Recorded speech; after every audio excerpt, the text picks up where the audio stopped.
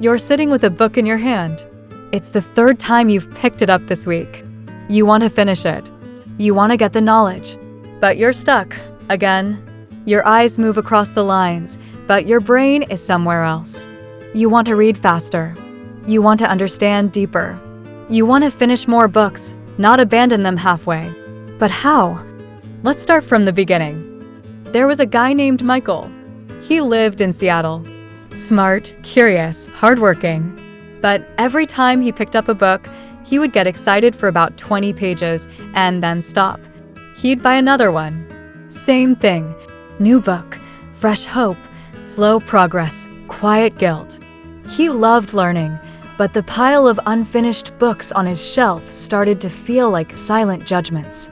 He wasn't lazy, he just didn't know the system. Not yet. One night, frustrated, he did something different. He didn't grab another book. He asked a question instead. What if I'm reading the wrong way? That single question flipped everything. You see, we were never taught how to read books for results. We were taught how to read for grades. And that's a trap, because reading for results is a completely different skill. It's not about rushing. It's about intention, strategy, precision. And it begins before you even open the book. Imagine walking into a grocery store with no list, no plan, just vibes. You walk around, pick things randomly, and 2 hours later, you come out hungry and confused. That's how most people read books. But Michael tried something new. He began by asking, why am I reading this book?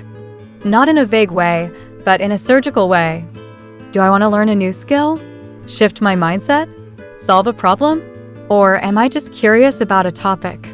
He realized that without a purpose, reading was like driving without a destination. Once that clicked, step 2 became clear. Skimming is not cheating. It's strategy. But wait, he hesitated. Wasn't that disrespectful to the author? Then he remembered, authors don't write books for them to be admired. They write them to be used. So Michael flipped to the table of contents. That's where the hidden gold lives. He scanned chapter titles. He circled the ones that felt most relevant. And then he skipped the intro.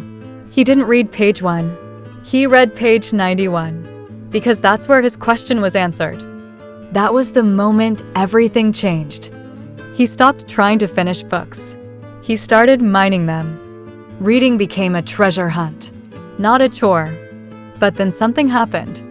After weeks of reading faster and smarter, Michael hit a wall. He started forgetting things. Books were flying by like fast cars on a highway, but he wasn't retaining anything. He panicked. Was he just speed reading himself into forgetfulness? That night, he almost gave up again.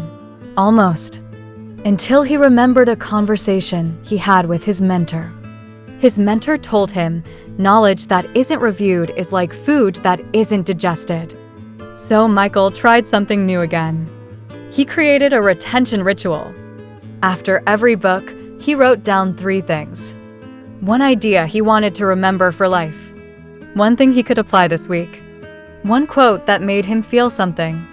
Not 10 ideas. Not 20. Just 3. Because the human brain doesn't work like a hard drive.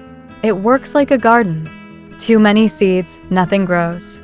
Just a few, deeply planted, watered, nurtured, and they bloom. Now reading felt complete.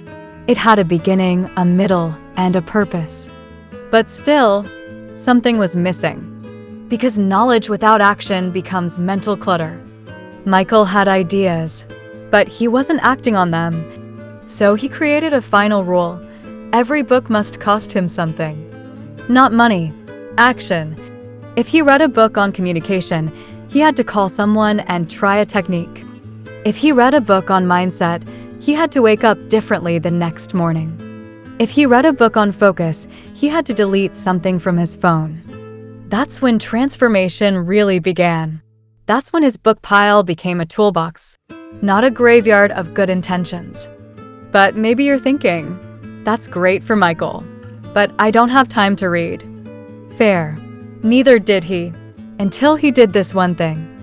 He stopped carving out time to read and started attaching reading to habits he already had. Commutes, walking, waiting in lines, cooking. He turned books into sound, audio. One headphone in, one chapter per day. Suddenly, reading didn't compete with life. It flowed with it. He became a book person without sitting in silence for hours. But here's the twist. You don't need to finish every book. You only need to finish the books that finish you, that complete a puzzle you've been stuck on. That was Michael's final realization.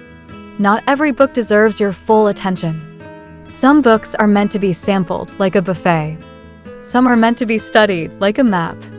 And a few? They're meant to be devoured, highlighted, dog-eared, slept beside, lived through. You'll know them when you find them, because they won't just answer questions, they'll change the way you ask them. So now, when someone asks Michael how he reads so fast, he just smiles. It's not speed, he says. It's intention. It's strategy. It's respect for the time, for the book, and for the life that's too short to read the wrong way. And now it's your turn. Don't read more. Read better. Don't finish every book. Finish the right ones. Start with why. Scan before you dive. Pick the gold, not the gravel. Remember 3 things, not everything. And let every book cost you something real. Because the goal is not to collect pages. The goal is to collect power. Power to think clearer, speak better, act bolder, live deeper. That's how you read a book fast. That's how you read it effectively. That's how you read it like your life depends on it. Because sometimes, it just might. Before you scroll to the next video, take a second to ask yourself this. What would your life look like if every book you touched left a mark? Not just on your memory, but on your mindset, your actions, your results. Reading fast is a skill. Reading effectively is a superpower. But choosing to grow, that's a decision only you can make. So the next time you pick up a book, don't just aim to finish it. Aim to use it, to live it, to become better because of it. And if this video helped even a little, if it opened a door or sparked a shift, then don't let it stop here. Share it with someone who needs it. Save it, rewatch it, and most importantly, apply it. Because the real story starts when the book ends and your actions begin. I'll see you in the next one. Until then, read with purpose, live with clarity, and never stop becoming the version of you that's still waiting to be unlocked.